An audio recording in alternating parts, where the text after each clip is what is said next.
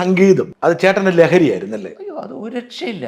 ഇത്രയും ഒരു ജ്ഞാനസ്ഥനെ നമുക്ക് കാണാൻ പറ്റത്തില്ല. ചേട്ടനുണ്ടായ പ്രശ്നം എന്ന് പറഞ്ഞാൽ, ചേട്ടൻ്റെ സുഹൃത്തുക്കൾ എന്ന് പറഞ്ഞു കഴിഞ്ഞാൽ ഒത്തിരി ആൾക്കാർ അത്ര ടോപ്പ് ജീനിയസുകളായിരുന്നു. എല്ലാവരുമായിട്ടും വഴക്കിടും. കാരണം ഈ സിനിമയ്ക്കകത്ത് വേണ്ട ഒരു കാര്യം എന്ന് പറഞ്ഞു കഴിഞ്ഞാൽ അങ്ങനെ ആവശ്യമില്ലാതെ വഴക്കിടാൻ പോകരുത്. കാരണം ഇപ്പോൾ ഒരു പടത്തിൽ എന്നെ വിളിച്ചു ഒരു ഡയറക്ടർ, അടുത്ത പടത്തിൽ ആ ഡയറക്ടർ എന്നെ വിളിച്ചില്ല എന്ന് പറഞ്ഞിട്ട് മുഖം തിരിഞ്ഞ് കഴിഞ്ഞാൽ അയാൾ പിന്നെ വിളിക്കത്തേ ഇല്ല. ചേട്ടൻ എന്ന് പറഞ്ഞു കഴിഞ്ഞാൽ ഇതുപോലല്ല. ചേട്ടൻ ഇപ്പോൾ ഒരു ട്യൂൺ ഇട്ടു. അത് ഒരു എക്സാമ്പിൾ പറഞ്ഞുതരാം. ഒരു ഡയറക്ടർ വന്നു, ചേട്ടൻ ഒരു ട്യൂൺ, കാവാലൻ സാറ് കേട്ടായിരുന്നു അന്ന് കോമ്പിനേഷൻ. ഘനശ്യാമ സന്ധ്യ ഹൃദയം നിറയെ മുഴങ്ങി. ആ ഒരു നല്ല മനോഹരമായ ഗാനം ഇട്ടപ്പോഴും അദ്ദേഹം പറഞ്ഞു ഇതത്ര പോരാ.